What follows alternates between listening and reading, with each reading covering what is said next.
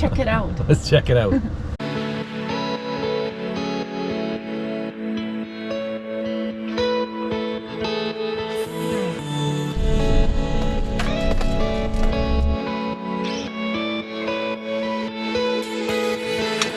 This is private property.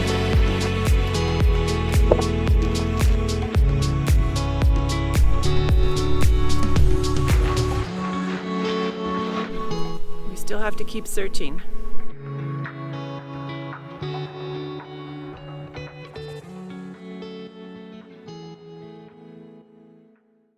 Hi guys, welcome to part 2 of Boundary Country Forgotten Places. We hope you enjoyed part 1, and we look forward to sharing you some more places on this video. So be sure to go back and watch part 1 if you haven't already. We took you to the Kettle River Recreation Provincial Park, as well as all the historic sites around Greenwood, British Columbia. Yeah, and we'll put the link in the description below for that video. So without further ado, let's get into this one, show you part 2. Here we go. Well, we're traveling along the highway on our way to Greenwood, and we're looking for the lake near the summit here. Oh, I think we're gonna see it right now. There it is. So pretty. Another historic stop along the way that we visited was a place called Eholt. And back in the day, Eholt was a cattle ranch that later was a railway stop that supported the railways that serviced the mines. So this is a historic stop, and it's right off the highway in between Greenwood and Grand Forks. And while we were there, we actually found the cement foundations that were from the original water tower that serviced the railway. So interesting stop along the way to visit. Okay, so we're at this historic site of Eholt, and we're just going to walk on the rail trail here. We see an old abandoned car up in the distance, so we're going to go check it out and see what that's all about. Now, there's supposed to be remnants of the water tower from the Eholt station somewhere around here, so let's see if we can find it.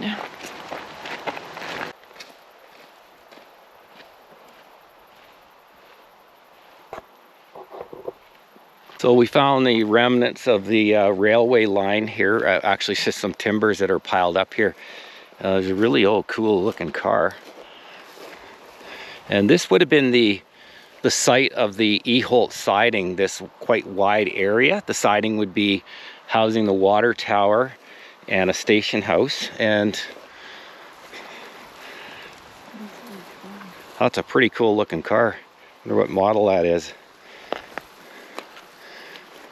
Oh, here it is, here. Yeah, so this would have been the foundation of the water tower, I think. We're not quite sure. Well, it looks like a cement foundation. Or it could have been a building, because the water towers are usually rectangle.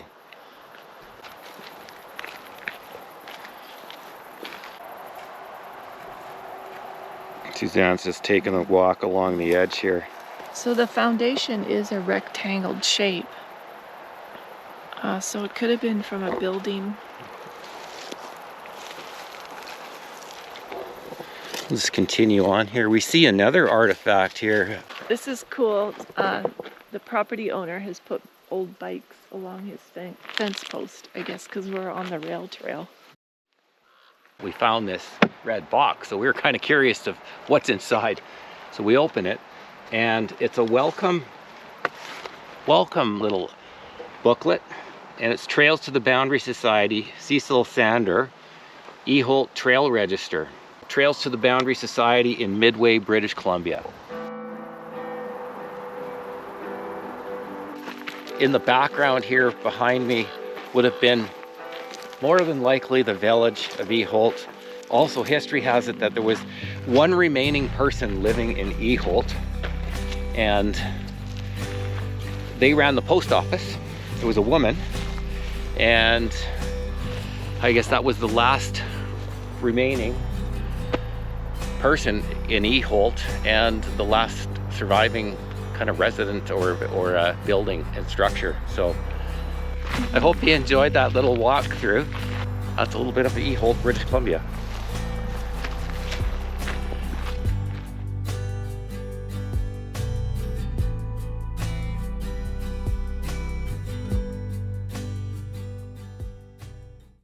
Our boundary tour continues when we set off to try and find the lost city of Paris. Yeah, that was a unique adventure. It was a very hot day, dusty roads. We were about 10 kilometers to the south of Greenwood and near the US border. And it was a very desolate place, but beautiful at the same time. And we were looking for an abandoned mining camp called the City of Paris. We did have a map as well as some good directions, but I think we were very close, but we didn't actually find the City of Paris. So that is going to be on the list for the next time we come back to the boundary country. Yeah, we're definitely going to be back. But in the meantime, you'll be able to see some of the scenery from up in the mountains. It's really lovely. Historic mining camp full of old log homes and things that are probably one of the best preserved in the country, we heard. But until we see it, we can't verify it either. That's why it's called Lost, right? That's why it's called Lost. But you do have to drive in quite a ways into the bush, and you can only drive so far, and then you have to get out and hike to find it. And there's a lot of brush, and it's a heavy wooded area. So we're going to go back and try and find it. All right, here we go.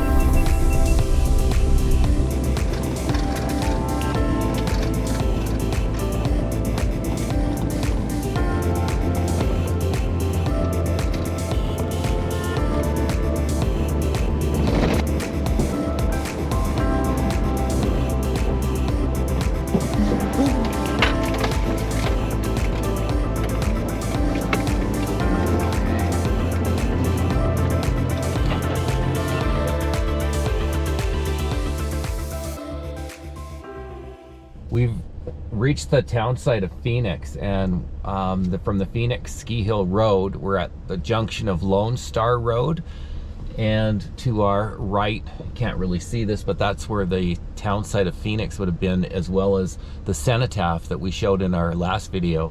So we're going to be going for about 10 kilometers to the city of Paris. So it's been a challenge to find this location because nobody can really explain how to get in and out of here. So we're trying to route this for everybody watching, and perhaps if you're in the area, you can make the jaunt and find the city of Paris. Give you a view of what this looks like. So we just got off the main road, but I think this is the trail that leads to the city of Paris.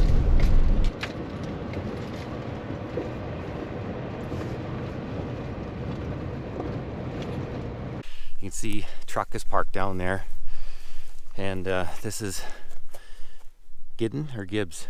Giddon Creek, I think. Okay, Giddon Creek Road. It's like a goat trail, and that way takes you to Greenwood, and we arrived from this side on Lone Star, and we're parked there.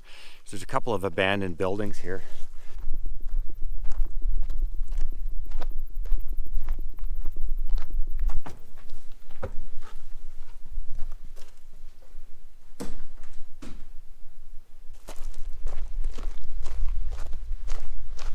And we're gonna now attempt to find the city of Paris. So we're walking up this trail here. I think this is probably the right way.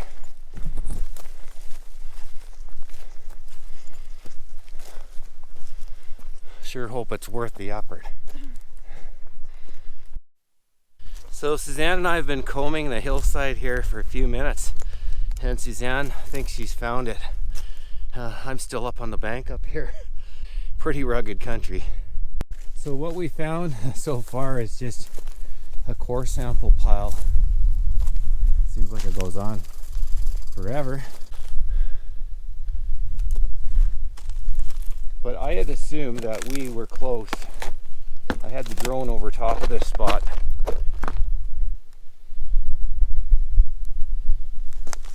chuck them in the woods here.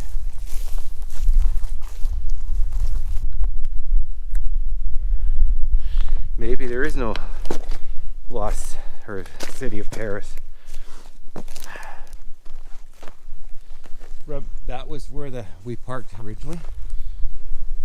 Oh, so This trail was a bust. yeah. Well, no, we did see the core samples, so at least we saw something, but that wasn't from the city of Paris, I don't think. No. So we still have to keep searching.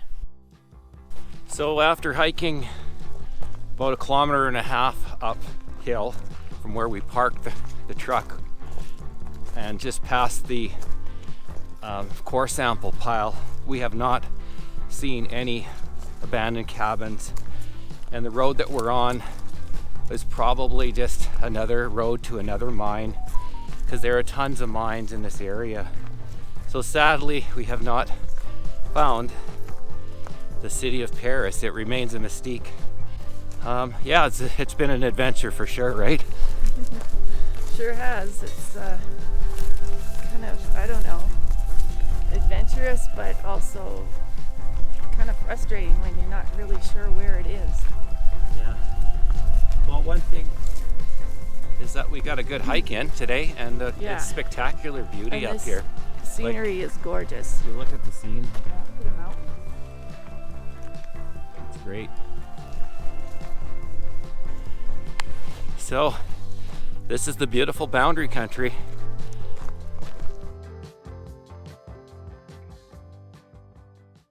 We are staying in Christina Lake, and it's a cute little motel. It's called the Lakeview. So they have a nice little patio area here for barbecuing and a little grassy area. I'll just swing the camera over this way you can see behind me there is the motel. Full kitchens and also a separate bedroom, which is really unique. And it's not too expensive. So this is base camp for us. So I just thought I'd give you a little shot of the Lakeview Motel here in Christina Lake. So our boundary tour also took us to the Christina Lake area, which is just east of Grand Forks, and we wanted to visit another historic site. So we traveled up the mountain and took a look at Fife. And Fife was on the Columbia Western Railway, and now the Columbia Western Railway is now a biking trail, but there's still remnants from Fife there. And Fife was a community that supported the railway. There was a water tower there and some maintenance sheds. And back in the day, it was a settlement that was founded by Italian workers that came over to build the stone walls that helped support the railway, because the railway ran through Christina Lake high up in the mountains. And if you look up at the railway on the mountain, you can see these beautiful stone retaining walls. And so the Italian workers settled in the area of Fife, and we actually did find a couple old cabins from that era. So we're gonna try and find some homestead or locations of old buildings here and find the Fife railway stop that we could see. So stick around and we'll show you what Fife is all about.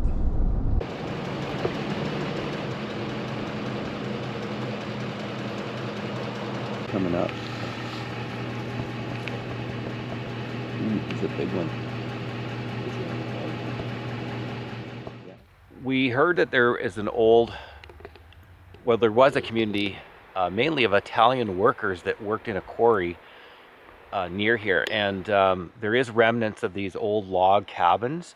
So we just happened to discover this one, and we thought we would show it to you and bring you along with us. You can't get inside, it is locked, but it's just something really cool to see out here.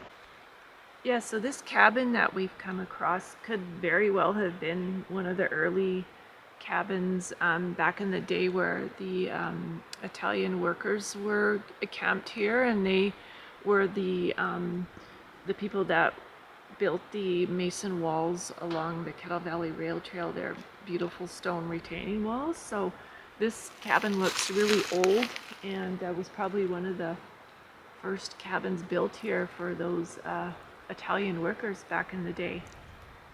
So part of Fife, we also found this log cabin here.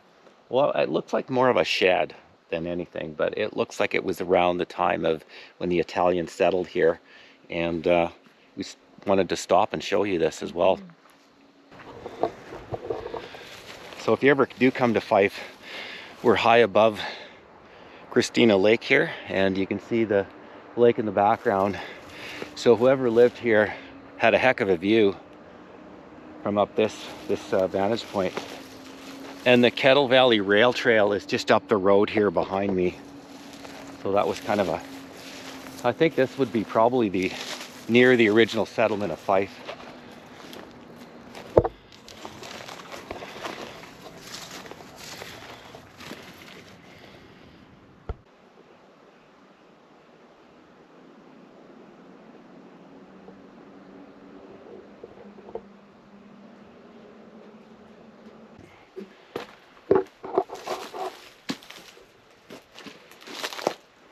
Looks like an old milk can or something. What would that be used for?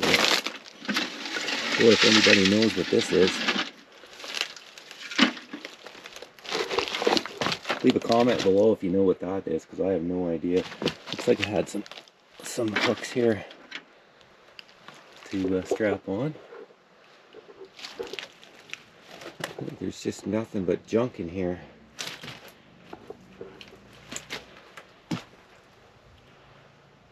Some old mason bottles or jars. Yeah, you don't see those around anymore.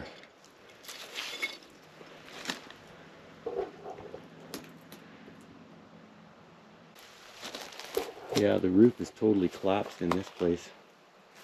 And I don't want to take the chance and walk through on the other side there, so I think this is all we can really see. So we will head out the back the way I came in. Well, it gives you a little bit of a tour of the inside of this one here. Not much there.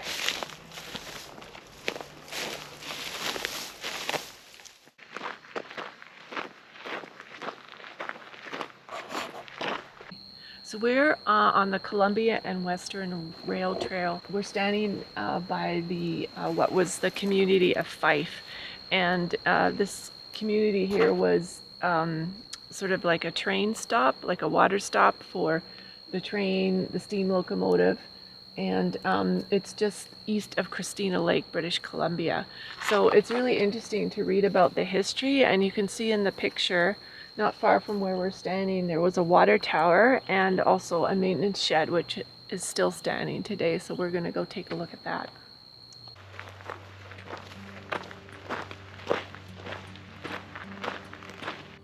So what we see behind us here in Fife is remnants of the Columbia and Western / Kettle Valley Railway line, and this was a tool shed or a maintenance shed as part of Fife. And in behind here was a water tower. So that was dismantled in 1975. That's what we knew from reading the board that we just discovered back there.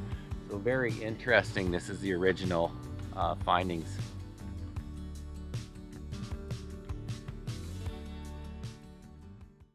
Well, our last stop on this boundary tour or adventure was the Granby River Dam along the Granby River, which is just on the outskirts of Grand Forks. This was a cool place because there was a railway that went across this gorge and canyon, and today you can find the structures of the dam there. That was a cool place to stop.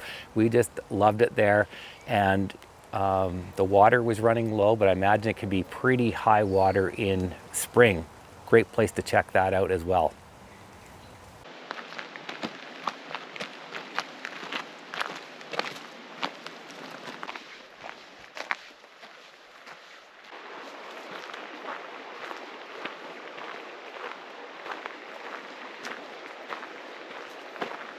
It's pretty peaceful here.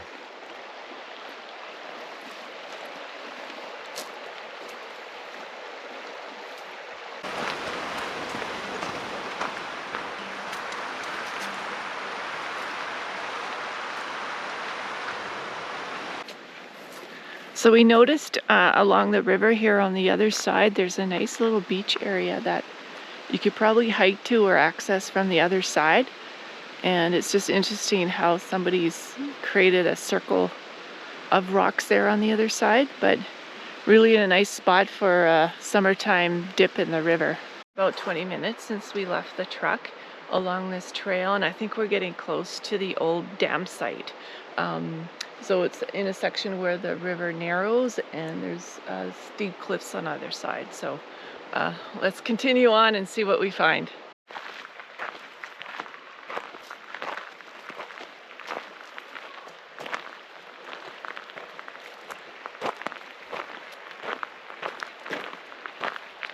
Up ahead, some old stone structures, so we're almost there. Let's go check it out.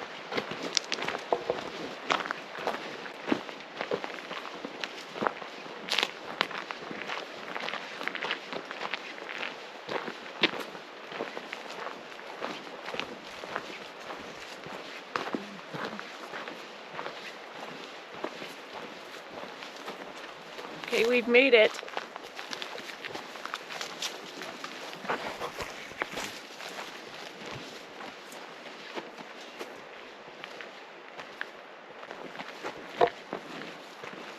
So look up there, you can see, was that the support for the trestle crossing?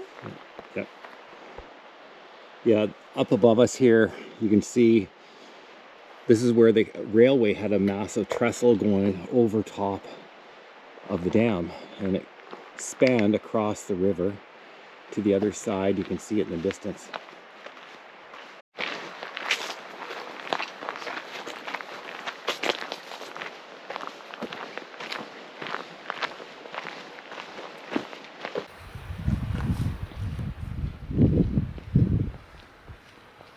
So look, you can see people have put in climbing hooks all the way up.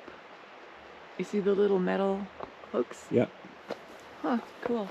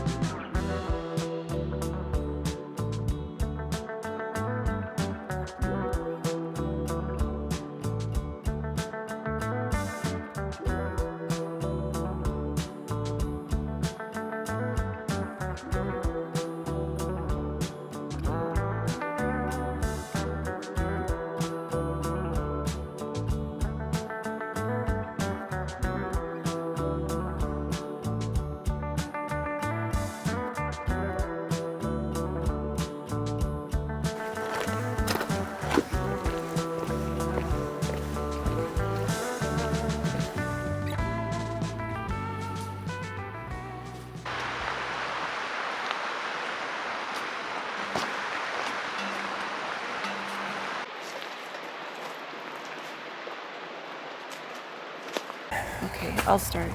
Okay. Okay. Oh, Careful, I knew that don't was going to happen. Don't get cut with that. You'll need a tetanus shot. Okay. That's where it belongs. Where it's going. A blooper, that'll make that. Yeah, for good the blooper. Okay. All right. Okay. Well, that wraps up our tour of the Boundary Country. Yeah, we hope you enjoyed this video today and of our Forgotten Places #2. And we'll definitely be back. It was so much fun. There's so much to see and do in the Boundary. And again, one of the best places to stop is in Greenwood at the Visitor Center. It kind of gives you that central look of where to go and explore. And that really helped us. So thank you very much. We want to give a big shout out to Doreen and Kat at the museum for the tour that they gave us. We really appreciated the time they spent with us, and it was just a wonderful day, and it was great to meet them. All right, on that note, we will see you again. So if you haven't already subscribed to the channel, please do so. It does help us grow. And if you like today's video, give us a thumbs up, much appreciated. And we'll see you on the next one. Bye, friends. Bye. So thanks for coming along with us. And, give us some feedback. We'd love to hear from you.